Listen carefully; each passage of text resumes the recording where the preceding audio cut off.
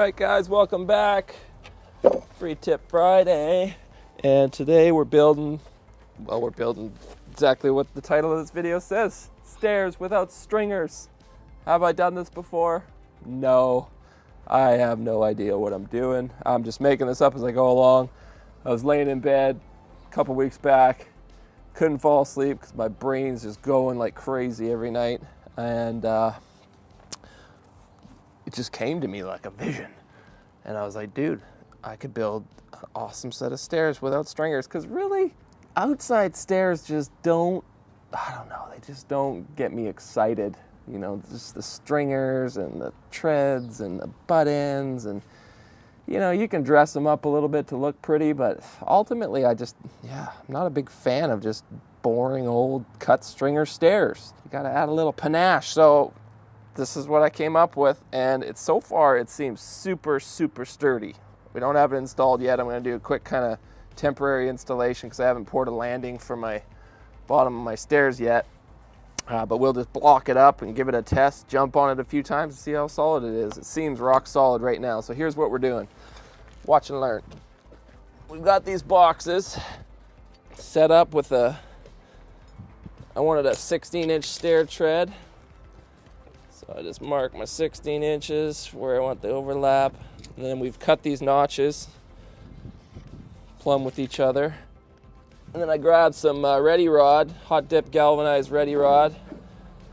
I got a bunch of 2-inch flat bar that I cut into 3-inch pieces, drilled holes through it to act as like a giant washer that'll span these two pieces right here, which sandwich the Ready Rod together. So we drop in the Ready Rod underneath. Line it up on top, sandwich it with a big flat bar, washer, lock washer, and then a nut.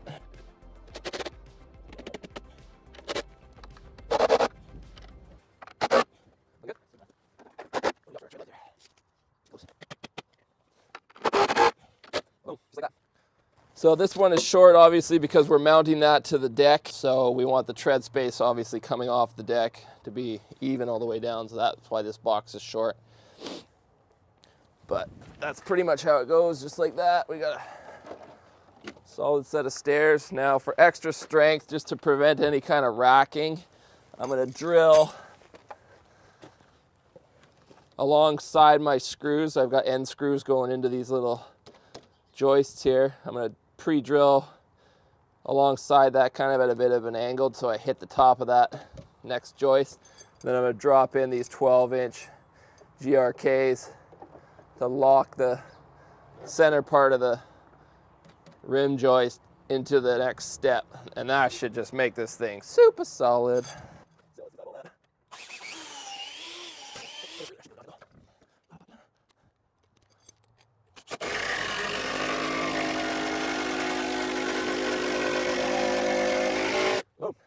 So I'll do that on both of these steps, all 3 steps, and then let's install it.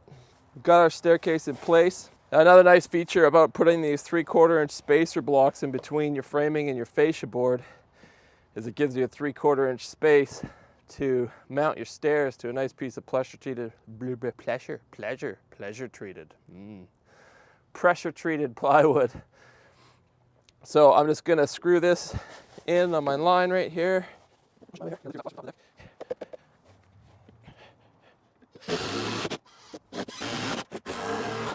So I'm gonna have to dig this bottom area out here. I'm gonna pour a little bit of a footing.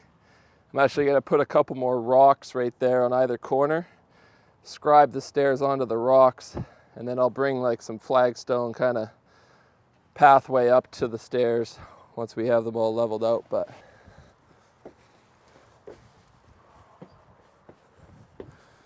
feels solid.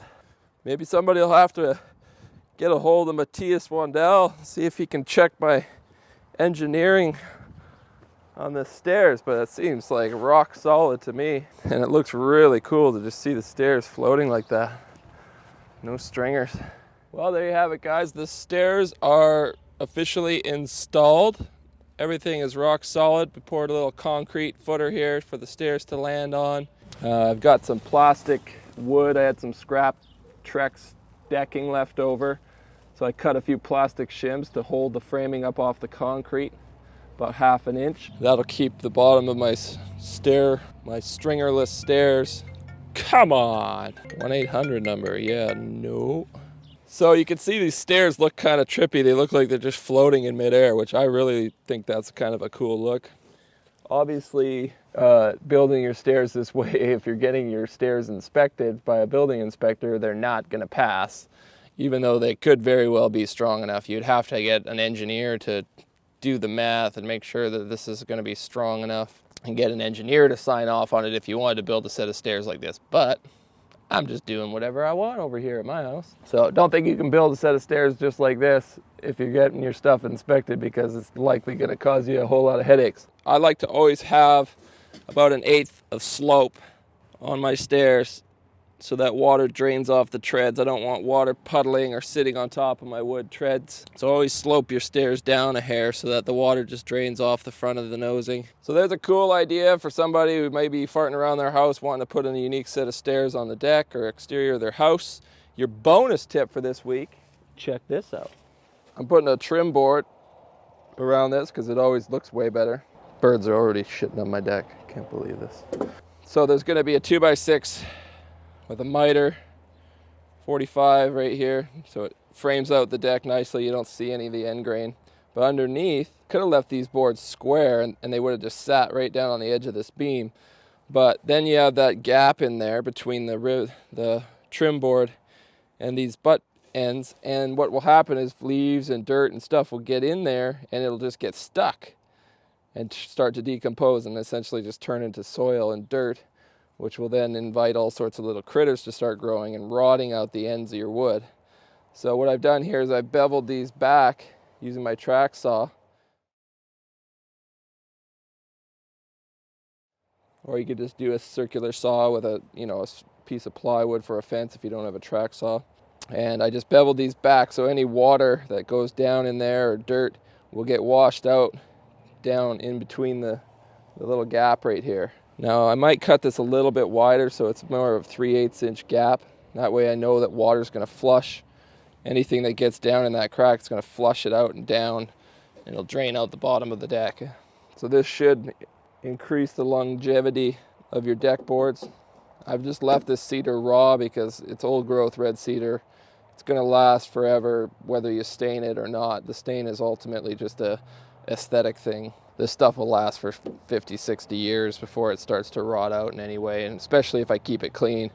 And that way also when you're power washing your deck, it'll be sure to blast anything out of there. It doesn't leave any wood trapped and getting underneath, or dirt trapped, getting underneath the boards and just sitting there. When I power wash and hit that joint, it's just gonna blast all the dirt out through that crack and keep the deck clean. And when your deck is clean, the algae and the little microorganisms can't grow, which is what rots out your wood. So you want to keep your deck clean, free of dirt and organic material like leaves decomposing, all that sort of stuff. And your deck should last for a long, long time. Just a little bit of maintenance, guys. So that's your tip. Also keeps a lot of air in there. Having a gap in behind there allows the air to get in there, dry out the wood quicker. And the less time your wood spends saturated and wet, the less likely it is to rot as well. So it's just, we're just winning. So much winning. And for those of you who didn't catch it in the time lapse, this is your bonus tip, is when you're laying your decking, the fastest, the easiest way to do it is just to leave all your boards wild. Run them extra long, let them hang over the edge of the deck. And then when you're done, because a lot of guys will put their trim board on and they'll butt the boards up. But man, if your end cuts aren't exactly perfectly square, or your deck is a tiny bit out of square, your square cuts will all look funky and you won't have that nice, perfect, clean line. So it's way easier to just run them all wild, screw everything down super quick, and then just snap a line, put a fence or use a track saw, and your circular saw, just run down, cut all the boards perfectly in line with the edge of your deck so that your reveal on your trim board is, nice and even. You get a nice hangover on your nosing past the fascia, and that joint will just look like CNC beautiful. Okay, so save yourself some time. Don't bother cutting all your boards to length first or trying to get everything perfect. Eliminate that human error nightmare, which I've done so many times, and just snap a line, cut them out after. It'll be perfect. You just wait and see. Yeah, I'm done talking now. So leave me a comment. Please leave me a like. If you're not subscribed, well, you're just a hateful person. No, that's a little bit harsh. You're just doing yourself more harm than anybody else. So hit the subscribe button, okay? Till next time, Samurai out.